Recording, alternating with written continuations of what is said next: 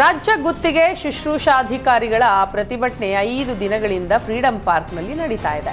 ಸಮಾನ ವೇತನ, ಖಾಯಂ ನೌಕರಿ ಸೇರಿದಂತೆ ವಿವಿಧ ಬೇಡಿಕೆಗಳಿಗೆ ಗುತ್ತಿಗೆ ನರ್ಸ್ಗಳು ಪ್ರತಿಭಟನೆ ನಡೆಸ್ತಾ ಇದ್ದಾರೆ. ಆರೋಗ್ಯ ಸಚಿವರು ಸ್ಥಳಕ್ಕೆ ಬರೋವರೆಗೂ ನಾವು ಎದ್ದು ಹೋಗೋದಿಲ್ಲ ಅಂತ ಅಹೋರಾತ್ರಿ ಪ್ರತಿಭಟನೆ ಮುಂದುವರೆಸಿದ್ದಾರೆ. ಸ್ಥಳಕ್ಕೆ ಪೊಲೀಸರು ಬಂದು ಪ್ರತಿಭಟನೆ ಕೈಬಿಡುವಂತೆ ವಿನಂತಿಸಿದರೂ ಜಾಗ ಖಾಲಿ ಮಾಡಲ್ಲ ಅಂತ ಪ್ರತಿಭಟನಾಕಾರರು ಪಟ್ಟು ಹಿಡಿದಿದ್ದಾರೆ. ವಿವಿಧ ವಿದ್ಯಾರ್ಥಿ ವೇತನಗಳ ಬಿಡುಗಡೆಗೆ ಆಗ್ರಹಿಸಿ ಎಐಡಿಎಸ್ಒ ವತಿಯಿಂದ ಬೆಂಗಳೂರು ಚಲೋ ಹಮ್ಮಿಕೊಳ್ಳಲಾಗಿದೆ. ಇವತ್ತು ಬೆಳಗ್ಗೆ 11 ಗಂಟೆಗೆ ನಗರದ ಫ್ರೀಡಂ ಪಾರ್ಕ್ನಲ್ಲಿ ರಾಜ್ಯದ ವಿವಿಧ ಭಾಗದ ವಿದ್ಯಾರ್ಥಿಗಳು ಸೇರಿ ಪ್ರತಿಭಟನೆ ನಡೆಸಲಿದ್ದಾರೆ. ನಿವೃತ್ತ ನ್ಯಾಯಮೂರ್ತಿ ಜಸ್ಟಿಸ್ ಎನ್ ಸಂತೋಷ್ ಹೆಗಡೆ, ಹಂಪಿ ಕನ್ನಡ ವಿಶ್ವವಿದ್ಯಾಲಯದ ನಿವೃತ್ತ ಉಪಕುಲಪತಿ ಎ ಮುರಿಗೆಪ್ಪ, ದಲಿತ ಸಂಘರ್ಷ ಸಮಿತಿಯ ಮಾವಳಿ ಶಂಕರ್, ಸಾಮಾಜಿಕ ಕಾರ್ಯಕರ್ತ ಉಗ್ರಸಿಂಹೇಗೌಡ ಪ್ರತಿಭಟನೆಯಲ್ಲಿ ಭಾಗವಹಿಸಲಿದ್ದಾರೆ.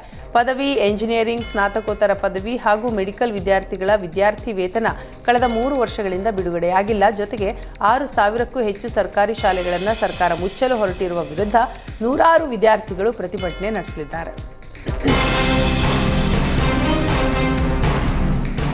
7ನೇ ವೇತನ ಆಯೋಗದ ಅನ್ವಯ ನಿವೃತ್ತಿ ವೇತನಕ್ಕಾಗಿ ಆಗ್ರಹಿಸಿ ನಿವೃತ್ತ ನೌಕರರ ಸಂಘ ಫ್ರೀಡಂ ಪಾರ್ಕ್ನಲ್ಲಿ ಅಹೋರಾತ್ರಿ ಧರಣಿ ನಡೆಸಿತು. ಈಗಾಗಲೇ 6ನೇ ವೇತನ ಆಯೋಗದ ಅನ್ವಯ ಸೌಲಭ್ಯ ನೀಡಲಾಗ್ತಾ ಇದ್ದು ಇದು ಸಮಂಜಸವಲ್ಲ ಅಂತ ಪ್ರತಿಭಟನಾಕಾರರು ಆಕ್ರೋಶ ಹೊರಹಾಕಿದ್ರು. ಈಗಾಗಲೇ ಸಿಎಂ ಆಪ್ತ ಕಾರ್ಯದರ್ಶಿ ಸ್ಥಳಕ್ಕೆ ಬರ್ತೇನೆ ಅಂತ ಹೇಳಿದ್ದರೂ ಸ್ಥಳಕ್ಕೆ ಬಂದಿಲ್ಲ ಅಂತ ಪ್ರತಿಭಟನಾಕಾರರು ಆಕ್ರೋಶ ವ್ಯಕ್ತಪಡಿಸಿದ್ರು. ರಾಜ್ಯದ ವಿವಿಧ ಭಾಗಗಳಿಂದ ಬಂದಿರುವ ಪ್ರತಿಭಟನಾಕಾರರು ಫ್ರೀಡಂ ಪಾರ್ಕ್ನಲ್ಲಿ ಠಿಕಾಣಿ ಹೂಡಿದ್ದು ಮಧ್ಯರಾತ್ರಿಯೂ ಸರ್ಕಾರದ ವಿರುದ್ಧ ಘೋಷಣೆ ಕೂಗಿ ಪ್ರತಿಭಟಿಸಿದರು. ಬೆಳಗಾವಿಯಲ್ಲಿ ಕೆಎಸ್ಆರ್ಟಿಸಿ ಬಸ್ ಕಂಡಕ್ಟರ್ ಮೇಲಿನ ಹಲ್ಲೆ ಘಟನೆ ಖಂಡಿಸಿ ತುಮಕೂರಿನಲ್ಲಿ ವಿವಿಧ ಸಂಘಟನೆಗಳ ವತಿಯಿಂದ ಪ್ರತಿಭಟನೆ ನಡೆದವು. ಕೆಎಸ್ಆರ್ಟಿಸಿ ನಿವೃತ್ತ ಕ್ಷೇಮಾಭಿವೃದ್ಧಿ ಟ್ರಸ್ಟ್, ಕನ್ನಡಪರ, ದಲಿತ, ರೈತ ಸಂಘಟನೆಗಳು ಪ್ರತಿಭಟನೆಯಲ್ಲಿ ಭಾಗವಹಿಸಿದ್ವು. ಪ್ರತಿಭಟನಾಕಾರರು ಕೆಎಸ್ಆರ್ಟಿಸಿ ಬಸ್ ನಿಲ್ದಾಣದಿಂದ ಜಿಲ್ಲಾಧಿಕಾರಿ ಕಚೇರಿಯವರೆಗೆ ಮೆರವಣಿಗೆ ನಡೆಸಿದ್ರು. ಜಿಲ್ಲಾಧಿಕಾರಿ ಕಚೇರಿ ಎದುರು ಕನ್ನಡಿಗರ ಮೇಲಿನ ದೌರ್ಜನ್ಯ ನಿಲ್ಲಬೇಕು, ಕರ್ನಾಟಕ ಸರ್ಕಾರ ಕಠಿಣ ಕ್ರಮ ಕೈಗೊಳ್ಳಬೇಕು ಅಂತ ಘೋಷಣೆ ಕೂಗಿ ಆಕ್ರೋಶ ವ್ಯಕ್ತಪಡಿಸಿದರು. ಮೆಟ್ರೋ ಟಿಕೆಟ್ ದರ ಹೆಚ್ಚಳ ಖಂಡಿಸಿ ವಕೀಲರು ಪ್ರತಿಭಟನೆ ಮಾಡಿದ್ದಾರೆ. ಬೆಂಗಳೂರಿನಲ್ಲಿ ಹೈಕೋರ್ಟ್ ಮುಂಭಾಗದಲ್ಲಿ ವಕೀಲರು ಪ್ರೊಟೆಸ್ಟ್ ನಡೆಸಿದ್ದಾರೆ. 1 ವಾರದಲ್ಲಿ ಟಿಕೆಟ್ ದರ ಹೆಚ್ಚಳ ಆದೇಶ ಹಿಂಪಡೆಯಬೇಕು, ಹಿಂಪಡೆಯದೇ ಇದ್ದಲ್ಲಿ ದೊಡ್ಡ ಮಟ್ಟದ ಪ್ರತಿಭಟನೆ ಮಾಡ್ತೇವೆ.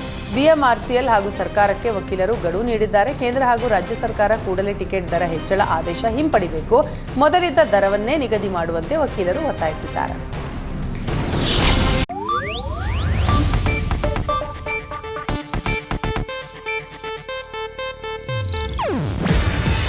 ಇದು ಏಷ್ಯಾನೆಟ್ ನ್ಯೂಸ್ ನೆಟ್ವರ್ಕ್ ಪ್ರಸ್ತುತಿ. ನೀವು ನೋಡ್ತಿದ್ದೀರಾ ಏಷ್ಯಾನೆಟ್ ಸುವರ್ಣ ನ್ಯೂಸ್.